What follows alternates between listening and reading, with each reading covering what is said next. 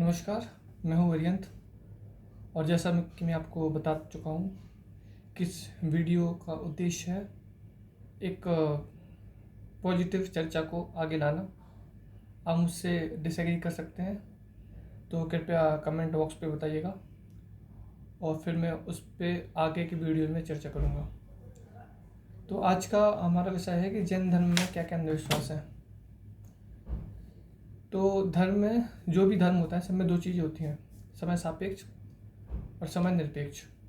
समय सापेक्ष का अर्थ वो जो जिस समय था उस समय के अनुसार कहीं गई थी, लेकिन समय निरपेक्ष वो जो कालांतर हजारों साल तक भी जो चीज़ें सर्वथा वही रहेंगी और जो वैसी रहेंगी उसका सबसे उपयुक्त उदाहरण है हमारा मन। हमारे मन में डर, ईर्ष्या, क्रोध, मान, माया, लोभ कह सकते, और जो कषाय थी वो उस समय भी थी और क्रोध, मान, माया, लोभ अभी भी है। हम जो करते थे हिंसा, झूठ, चोरी, कुशील, परिग्रह, 5 पाप, वो तब भी करते थे, वो अभी भी करते हैं। तो जो चीज़ अगर उस विषय की बात करें, हमारे मन की बात करें, तो हम उसको समय निरपेक्ष मानेंगे। अन्यथा जो भी चीज़ें उस समय कही गई हैं वो काल सापेक्ष है। दूसरी चीज़ ये कि जो चीज़ें लिखी जाती हैं वो इसलिए लिखी जाती हैं कि लोग उसको पढ़ें, और पढ़ने के लिए उसको आकर्षक बनाना ज़रूरी है। इसलिए उसमें कपोल कल्पनाएँ भी जोड़ी जाती हैं, कहानियाँ भी जोड़ी जाती हैं। कौन किसका बेटा, कौन किसका रिश्तेदार था, ये चीज़ भी एक उसका उदाहरण हो सकती है, जो कि हम देख सकते हैं कि बड़ी बड़ी कहानियाँ लिखी जाती हैं। और लेकिन उसका एक घाटा ये होता है कि लोग उन कहानियों को सच मानने लगते हैं, और जो सच्चाई है, जो हमारे मन की बात करी गई है, जो दुख की बात करी गई है, उससे दूर भागते हैं। दुख से सबको मुक्ति चाहिए, लेकिन अहंकार ऐसा होता है जो उस अवस्था में को रहने में ही सुखी मानता है। उदाहरण के तौर पर महिला के लिए सबसे ज़रूरी है, जो उसको सबसे आनंदित करेगी, वो उसकी पढ़ाई। लेकिन पढ़ाई में तो आलस आता ही है, हम अच्छे काम से ही दूर भागते हैं क्योंकि उसमें मेहनत होती है। ठीक है, तो अपने मुद्दे पर आता है कि जैन धर्म में क्या क्या अंधविश्वास है। जो भी धर्म चलता है, जो भी पंथ चलता है, जिस समय वो बनता है उस समय तो उस पर काफ़ी शुद्धता रहती है, लेकिन समय के साथ साथ उसमें 100 बुराइयाँ उसमें मिलती जाती हैं, मैल उसमें घुलता जाता है। तो सबसे शुरुआत से ही अगर हम जैसे मंदिर जाते हैं, जैन मंदिर जाते हैं, तो बोलते हैं असह्य असह्य असह्य और निस्सही निस्सही निस्सही, जाते समय और आते समय। तो उसमें एक मान्यता ये है कि देवता होते हैं, देवता हमें रास्ता दे देते हैं, और होते उस 3-4 जगह पर ही है, बाकी जगह तो उनको रहना पता नहीं क्यों नहीं रहते, क्या पता शायद उनको गर्मी लगती धूप में। तो जैसे जैन मुनि सिखाते हैं कि देवता मंदिर में होते हैं, ठीक, अच्छी बात है, अंधेरी जगहों पर होते हैं, जैसे कि वो हो गया गुफाएं हो गई, वहाँ से अगर अगर जाए, अगर किसी टनल से जाना है तो देवता हो सकते हैं।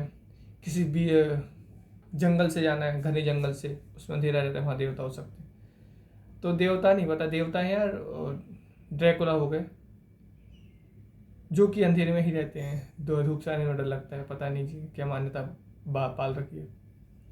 बचपन में मैं भूतों से बहुत डरता था, क्योंकि मेरे मन में बैठा दिया गया था कि भूत होते हैं और भूत किसी को कष्ट पहुंचा सकते हैं। ठीक है, ये बचपन में जब उस समय इतनी लाइट नहीं रहती थी तो अंधेरा ज़्यादा रहता था, तो हम अपनी अंधेरे को देखकर ही अपनी मान्यता हम बना लेते थे। पर अभी मेरी मम्मी से बात हुई कुछ समय पहले, तो बोलती हैं कि भूत वूत नहीं, कुछ नहीं होते, पंचम काल में भूत नहीं होते, पहले भूत होते थे। तो आप देख रहे हैं किस तरह से एक मान्यता को मॉडिफाई कर दिया गया, मान्यता को बदल दिया गया, ताकि वो विज्ञान के साथ साथ चल सके, सच्चाई के साथ साथ चल सके। भूत होते हैं, लेकिन पहले होते थे। इसके बाद आत्मा, आत्मा बोलते हैं कि देखो जब कोई मर जाता है तो आत्मा उड़ के जाती है, इस स्पीड से जाती है, और फिर उसको वैज्ञानिक रूप से सत्य ठहराने के लिए बोल दिया जाता है कि कांच के अंदर अगर कोई इंसान मरता है तो कांच फूट के निकलती है। इसके बाद अगर कोई स्पीड बताते हैं, इतनी स्पीड से जाती है, और बताया जाता है कि दिया की जोत से जैसी दिखती है जब आत्मा, जब कोई मरता है या मोक्ष प्राप्त करता है। तो अब मुझे ये बताइए कि आत्मा का तो कोई गुण होता नहीं है, निर्गुण होती है, निराकार होती है। तो अगर निर्गुण है तो उसकी स्पीड, यानी गुण हुआ गई स्पीड कैसी आई? उसकी बनावट मंदिर में जो रखते हैं कि अगल बगल कर दिए, अगल बगल मूर्ति सी बना दी, सीट जैसी बना दी, बीच में वो इंसान जैसा ही कर दिया, शेप कर दिया। निराकार होती है, निर्गुण होती, तो ये क्वालिटी उसमें कैसे आई? उसके बाद अगर है भी निर्गुण निराकार है भी, तो निर्गुण निराकार के बीच में आपने कैसे देखा रिलेशन? गुण और निर्गुण के बीच में कुछ तो रिलेशन होगा। आत्मा जब अनंत है तो आपने उसमें गुण वाली चीज के अंदर, मतलब शरीर के अंदर कैसे बैठा दिया? आत्मा जब अचल है तो आप कैसे मान सकते हो कि आत्मा चल के जाएगी और आसमान तक पहुंचेगी? ये हो गया। प्लस 16 और नॉन 16 का कंसेप्ट, ये मेरे बिल्कुल समझ में नहीं आता कि कोई चीज़ कपड़े को पानी में डाल के पानी से सूखने के बाद कैसे शुद्ध हो जाएगी? क्या उसमें बैक्टीरिया डूब के मर जाएंगे, या और उनको सांसें नहीं लेती आएगी? और जो क्या बोल सकते हैं, पानी के अंदर खुद ही बैक्टीरिया, जब काई बैक्टीरिया मछली हो सकती है, पनप सकती है, तो बैक्टीरिया उसके अंदर कैसे मर जाएंगे?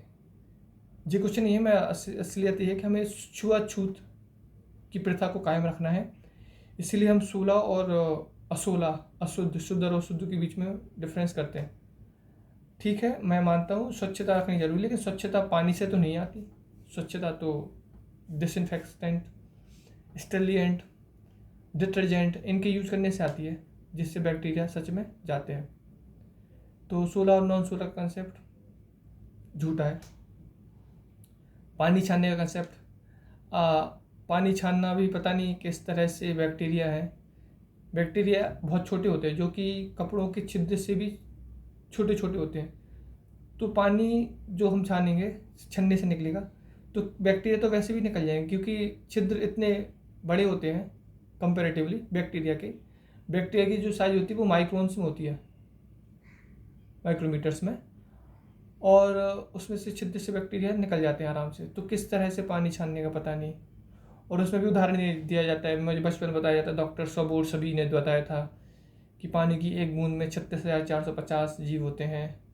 पर मैंने अभी रिसर्च पेपर ढूंढा, मुझे कहीं कुछ भी नहीं मिला, बस चला दिया कहीं से जोड़, कहीं की ईंट कहीं का रोड़ा, और चीज़ें चलती रहीं।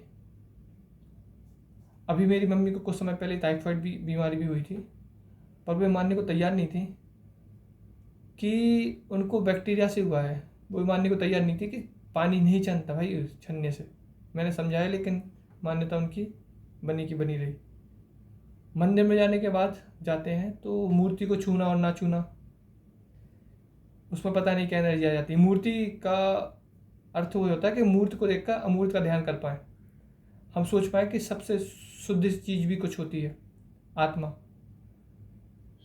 हम शरीर हैं, लेकिन हमारा शरीर झूठा है, इसको दर्शाने के लिए मूर्ति का प्रयोग होता है।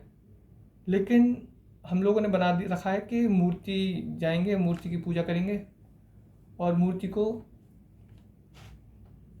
छुएंगे तो अच्छा हमें पुण्य मिलेगा, और हमने अशुद्धता में मूर्ति को अगर छू लिया तो हमें पाप लगेगा। तो इस चीज़ को समझ में नहीं आया। और उसमें भी होता है कि अगर हमारा पेट साफ नहीं हुआ, जो मल है वो हमारे अंदर है, तो कोई दिक्कत नहीं, तो हम मूर्ति को जाकर उनका अभिषेक भी कर सकते हैं। लेकिन मल बाहर निकला और उसके बाद हम सफाई से भी आए तो भी अगर अंदर नहीं ना आया तो दिक्कत है। ये दो परस्पर चीज़ें सही नहीं बैठ रही। इसमें भी अंधविश्वास, इसमें भी मूढ़ता मान्यता है। गंधोदक, उसमें मूर्ति कुछ जो पत्थर है उससे हमने जल निकाला और उसमें भी गंदगी दिखती है, अगर गंदी दिखती भी है, पानी मैला होता है उसका, फिर भी हम उसको मार के सिर लगाते हैं अपने। उसमें क्या एनर्जी आ जाती पता नहीं।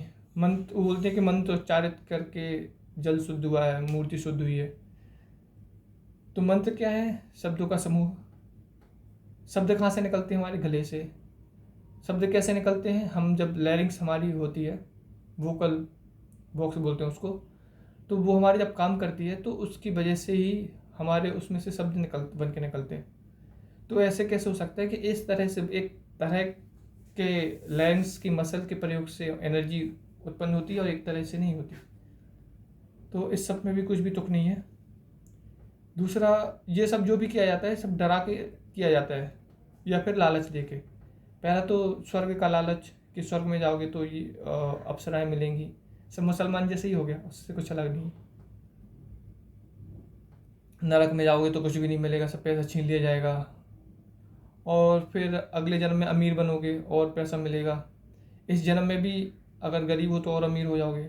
पता नहीं ये धार्मिक लोगों को इतनी मटेरियलिज्म से, भौतिकतावाद से इतना प्रेम क्यों है? क्यों वो इतना पैसा को इतना महत्व देते हैं? क्यों वो मरे जाते हैं कि कोई अमीर बन जाए? वो अमीर को इतना अच्छा, इतना ज़रूरी क्यों मानते हैं? अमीर लोगों को इतना बड़ा क्यों मानते हैं? इस विचार से मैं पूरी तरह असहमत हूँ।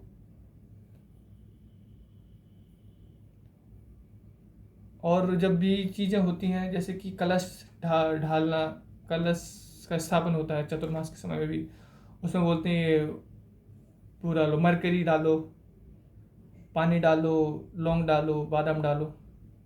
तो ये सब पता नहीं कहाँ से चलती हैं। और चलते चलते इन्होंने जैन धर्म को पूरी तरह से, जिस लिए जैन धर्म का बना था, जिस तरह जब महावीर भगवान ने, आदिनाथ भगवान ने जैन धर्म जिस तरीके से शुरू किया था, उसको पता नहीं किस दिशा में ले जाने का काम कर रहे हैं।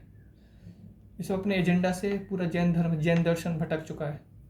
जैन दर्शन न रहकर वो एक तरह से एक प्रथा बन चुकी है। बस हम लोग नाम के जैन रह गए हैं।